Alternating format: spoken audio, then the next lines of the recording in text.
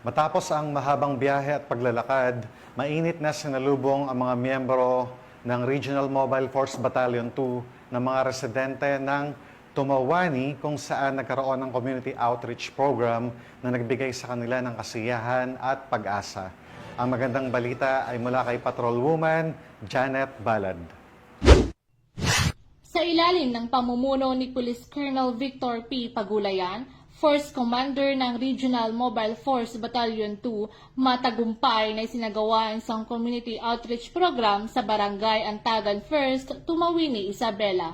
Katuwang ng RMFB 2 sa nasabing programa si Mr. Florante Bailon, Pangulo ng Pagmamahal alay sa AGTA, at ang 201st Maneuver Company na pinamumunuan ni Police Lieutenant Marverick E. Bigares.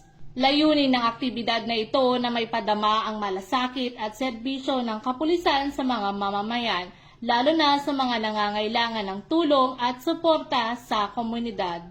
Ipinakita sa naturang programa ang pagkakaisa ng mga ahensya at organisasyon para sa iisang layunin, ang mapalakas ang ugnayan sa pagitan ng pulisya at ng mamamayan bilang bahagi ng advokasiyang to serve and protect na patuloy na isinasabuhay ng RMFB2.